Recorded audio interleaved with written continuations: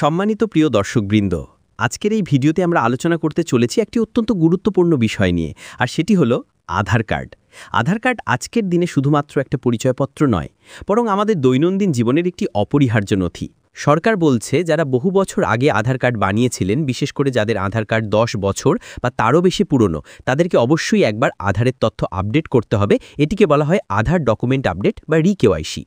আর সবচেয়ে বড় সুখবর হলো এই মুহূর্তে সরকার এই আপডেট প্রক্রিয়ার জন্য কোনো চার্জ নিচ্ছে না। সম্পূর্ণ বিনামূল্যে ঘরে বসেই মোবাইল ফোন দিয়েও আপনি এই কাজটি করতে পারবেন। অনেকের মনেই প্রশ্ন আসে, আমার আধার কার্ড তো ঠিক আছে, তবুও কি আপডেট করতে হবে?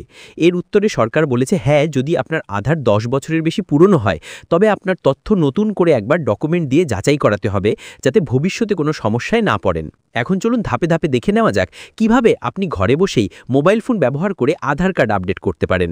সবার আগে গুগলে গিয়ে সার্চ বক্সে লিখুন UIDAI। এখানে আপনাকে uidai.gov.in এই লিঙ্কে ক্লিক করতে হবে। এটি হলো আধার কার্ডের অফিসিয়াল ওয়েবসাইট। অফিসিয়াল ওয়েবসাইটটি খুলে গেলে এখান থেকে ভাষা সিলেক্ট করতে হবে। আমরা এখানে ইংরেজি ভাষা সিলেক্ট করেছি। পুরো প্রক্রিয়াটি মোবাইল দিয়েই করা যাবে, কোনো কম্পিউটারের প্রয়োজন নেই। এখানে আপনারা মাই আধার এই অপশনটিতে মাউসের কার্সার নিয়ে আসবেন। মাউসের কার্সার নিয়ে আসলে নিচে অনেকগুলো অপশন দেখাবে। এখান থেকে ডকুমেন্ট আপডেট অপশনটিতে ক্লিক করবেন। আর মোবাইল থেকে করলে ওয়েবসাইটের ওপরের ডান দিকে একটি 3 দাগের মেনু আইকন দেখতে পাবেন, সেখানে ক্লিক করুন। এবার মাই আধার ট্যাবে যান। এখানে আপনি আপডেট ইওর আধার নামে একটি অপশন দেখতে পাবেন। সেখানে ক্লিক করলে ডকুমেন্ট আপডেট নামে আরেকটি অপশন খুলবে, সেটিতে ক্লিক করতে হবে। এরপর ক্লিক টু সাবমিট এই অপশনটিতে ক্লিক করতে হবে। এখানে ক্লিক করলেই আপনার সামনে পরবর্তী পেজটি ওপেন হবে।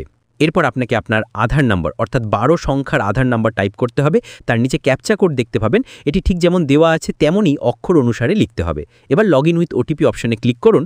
আপনার আধারে যে মোবাইল নাম্বার রেজিস্টার্ড আছে সেখানে একটি ওটিপি যাবে, সেই ওটিপি লিখে লগ ইন করুন। লগ ইন হওয়ার পর আপনার সঙ্গে এরকম একটি ইন্টারফেস ওপেন হবে। এখন লক্ষ্য করুন, স্ক্রিনের একদম প্রথমেই একটি লাল রঙের বড় নোটিফিকেশন বা সতর্কবার্তা দেখাচ্ছে। সেখানে লেখা আছে your Aadhaar needs document update, অর্থাৎ আপনার আধার কার্ডে নথিপত্র আপডেট করা প্রয়োজন এবং আপনাকে অনুরোধ করা হচ্ছে আপনার ঠিকানার প্রমাণ এবং পরিচয়পত্র আপলোড করার জন্য। যাদের প্রোফাইলে এই লাল লেখাটি দেখাচ্ছে তাদের প্রত্যেককেই এই কাজটি বাধ্যতামূলকভাবে করতে হবে। এখানে ক্লিক করে এখান থেকে আপনি আপনার আধার কার্ডের সামনের এবং পিছনের সমস্ত তথ্য দেখতে পাবেন। নিজের দিকে এখানেই ডকুমেন্ট আপডেট নামে একটি অপশান থাকবে এবং সেখানে লেখা থাকবে এই সার্ভিস এখন সম্পূর্ণ ফ্রি। এখান থেকে ক্লিক করে আপডেট প্রক্রিয়া শুরু করতে হবে। এখানে ক্লিক করলে আপনার সামনে পরবর্তী পেজ ওপেন হবে। এখানে বলা হয়েছে ডিয়ার রেজিডেন্ট, এখানে আপনাকে 2টি ডকুমেন্ট আপলোড করতে হবে। আর এখান থেকেই দেখে নিতে পারবেন কতদিন পর্যন্ত ফ্রিতে আপডেট করতে পারবেন।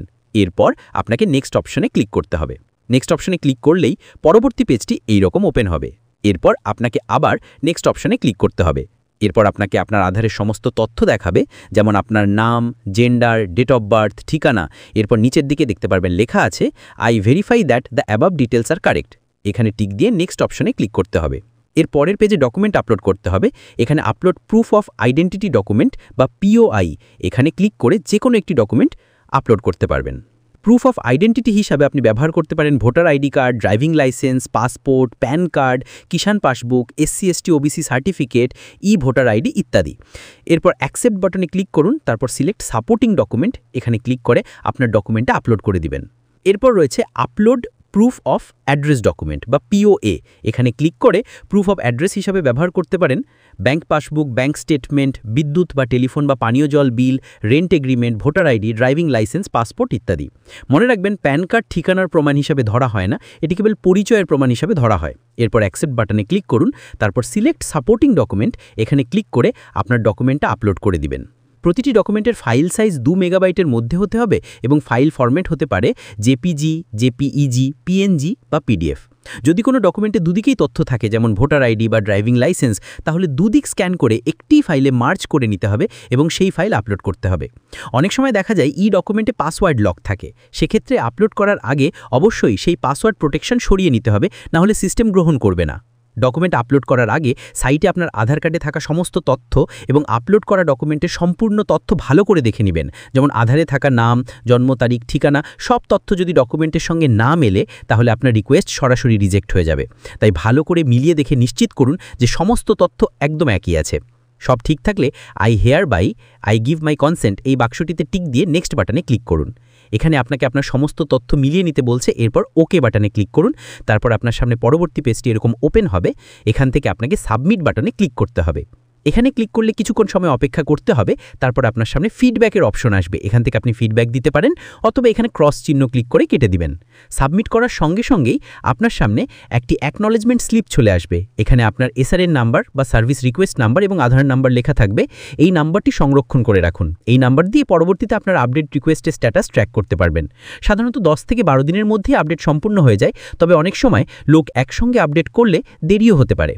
এই ছিল সম্পূর্ণ প্রক্রিয়া, কিভাবে আপনি ঘরে বসেই মোবাইল ফোন ব্যবহার করে নিজের আধার কার্ডের ডকুমেন্ট আপডেট বা রি-কেওয়াইসি করতে পারেন। এই ধরনের সব গুরুত্বপূর্ণ খবর সবার আগে পেতে আমাদের সঙ্গে থাকুন, আমাদের চ্যানেলটি সাবস্ক্রাইব করে রাখুন, আর এই গুরুত্বপূর্ণ তথ্যটি আপনার বন্ধু এবং আত্মীয়দের সাথে শেয়ার করতে ভুলবেন না। ধন্যবাদ।